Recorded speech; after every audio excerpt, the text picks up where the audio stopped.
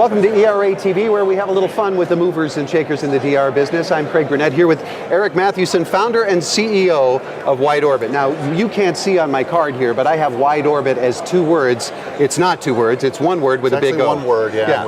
We screwed up the spelling from day one, and we've been managing that process forever. Well, I put it as two words so I don't mispronounce it, like Witterbit or something. Yeah, it could change the whole meaning of it. So Wide Orbit provides some pretty comprehensive traffic and billing software for media companies and huge networks and more. Why is it that what Wide Orbit has to offer is so important in the business today, do you think? Sure.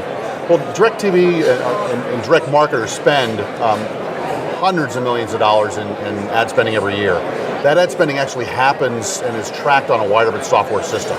So our software runs the backbone of TV stations, radio stations, cable nets. We have about 70% of TV stations in America run our software. About 25% of cable nets run our software. So clients range from NBC, MSNBC, Hearst, Gannett, DirecTV, Fox Sports, Liberty Sports, very large broadcasters. We run all the money and all the advertising through their systems.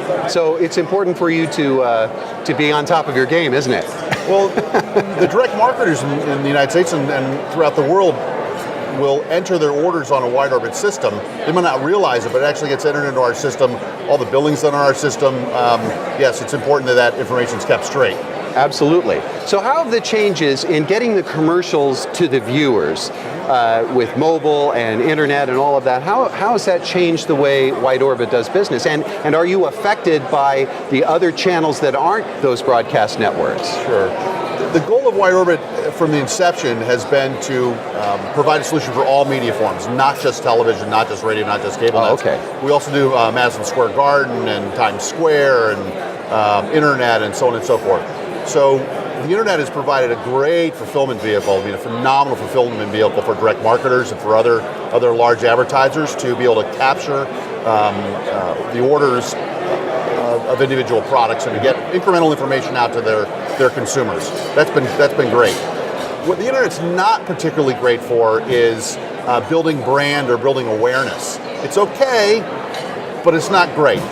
TV still is great at that. Right. And more people watch TV today and more minutes of television are watched today than ever before in the history of the world.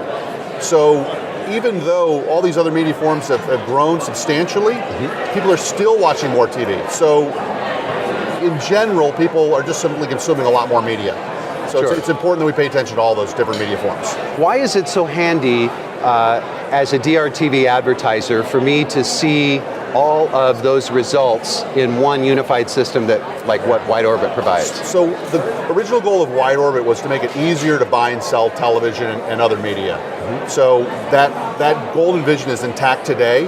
We've rolled out in San Diego and Kansas City a product we call WO Central, which allows buyers of long-form direct to log directly onto our system, see all the inventory that's available at all those stations in a single spot. Wow. So whether it be the agencies or the advertisers, it just makes it a whole lot simpler.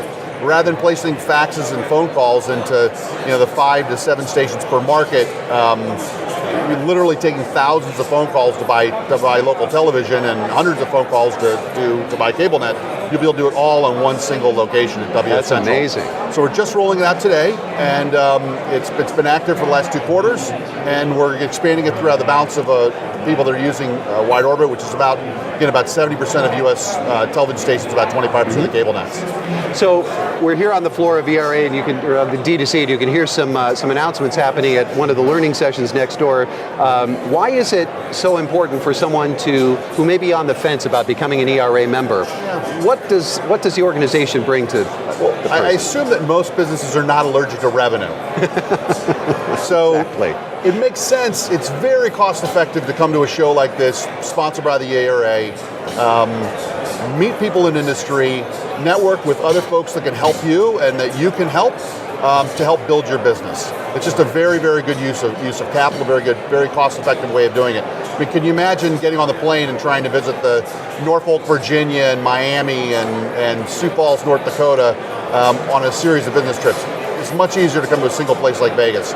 And also ERA does a great job as an association in keeping contact with the trends that are going on in the industry and keeping, and they understand their role. So they do a very good job at helping people network within industry. That's excellent. Now, you did a lot of portfolio management for wealthy tech folks early in your career, and you were actually an early institutional investor for OpenTable. Yeah. I use OpenTable every week, at least once, maybe twice, sometimes 3 times a week. Is it okay if I think of you from now on every time I make an OpenTable reservation? Absolutely. It was a great success story of a company that had the dream of helping people make restaurant reservations, and now there's 15,000 restaurants in the United States using it, and it's very easy to make a restaurant reservation online on OpenTable, and it's a great service. I just wish there were more characters to describe my experience at the end, because I'm a little nitpicky when it comes to restaurants, but maybe they'll fix that later. In time. Eric, thank you very much for joining us today. Nice to meet you. Thank you for joining us on ERAtv. I'm Craig Burnett. We'll see you next time.